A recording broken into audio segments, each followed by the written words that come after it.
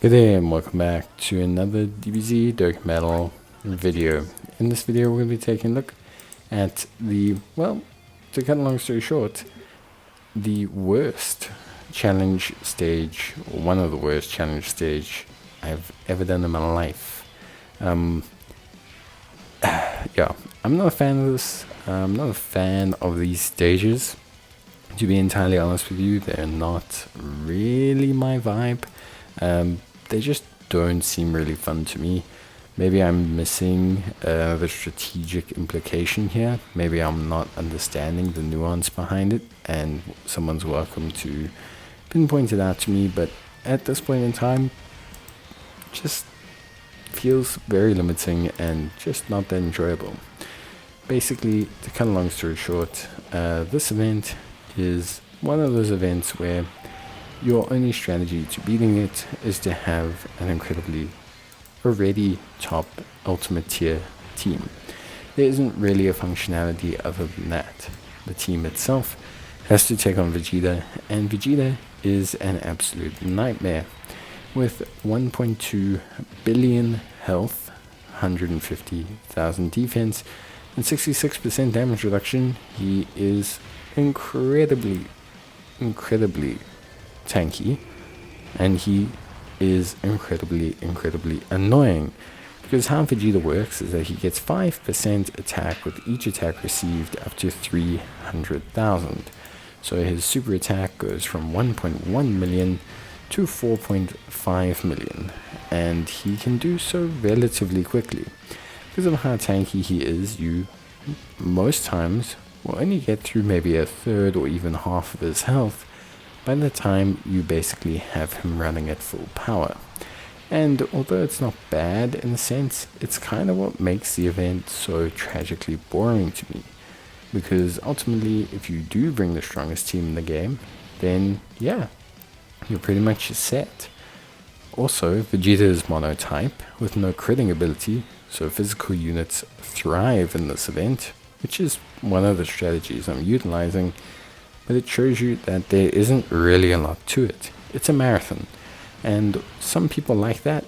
I think some people like long events. They like unit stacking, they like units building up, they like to see the big numbers. But for me, it just didn't feel like there's a huge strategy for this that made me feel like it was worth truly investing a lot of effort into building the team.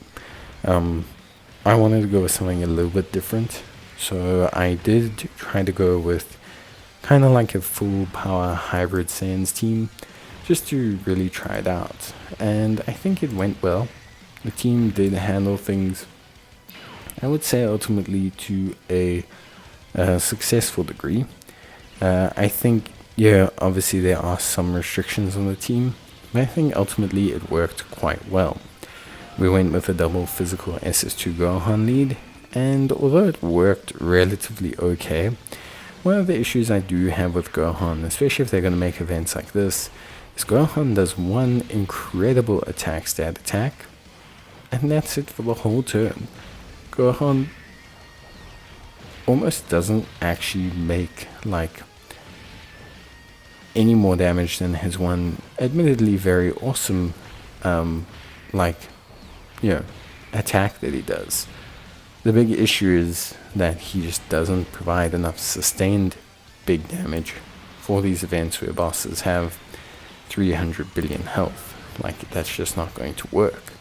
So it's a real shame that that's kind of really his big issue here, and I think it's highlighted a lot in this fight, more so than any other time I've noticed. A lot of the times he's been great because his huge damage has allowed me to see big kind of chunks of the boss get removed. Whereas, unfortunately, in this one, it just doesn't feel that way. And I think you then end up kind of losing out a little bit in terms of like pure team performance. So I did find it a bit disappointing. But Gohan was still ultimately a good damage dealer that still did a lot of good stuff, so it wasn't really like so detrimental to the point that I couldn't see his utilization. I just think that ultimately for a unit that I thought would really thrive, it was a little bit underwhelming. Now, in terms of the rest of the team, I think the rest of the team kind of picks itself. We have the Int Super Saiyan Goku. This unit actually having a really good time in this fight. It's a longer fight, starts off a little bit slower, and it just gives him time to really settle in. You can maybe use an item like I did to kind of push past that awkward middle section for him. But once he gets going, once he gets to that kind of 2.5, 3 million mark, he really goes. Like he motors, he functions incredibly well, he works incredibly well. So I think for me, that's definitely something that is really, really like solid with this like unit. But I think it's just also goes to show you that yeah, this event is just really, really crazy. Then we get the Int SSBEE Vegeta, also really solid. His revive comes in clutch as well. Kamehameha Gohan, Goku, Goten, the family Kamehameha Gohan, also clutch with his transformation and everything. Full power Kamehameha Super Saiyan 2 Gohan, the Int one, amazing. You will see now even the Int like abilities, everything like that is just so like helpful and great and powerful and just an incredibly useful and ultimately like utility based unit. The orb changing is good, the support is good, he is good, he does good damage.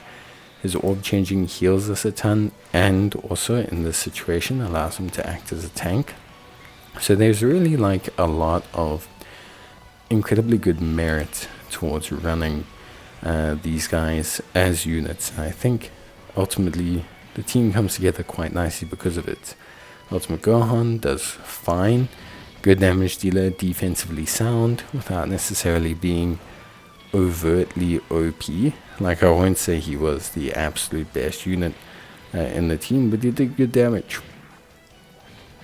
So yeah, honestly, that's really probably it. I think the team did a good job. I think it's a team that functions at a very high level, and I think ultimately it does, get things done.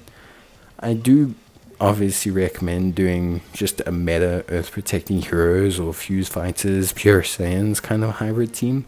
Like there's no need to go through the motions of trying to run this kind of GIMP team. But obviously to each their own. And let me know what team builds you used, and I'll see you next time. Bye.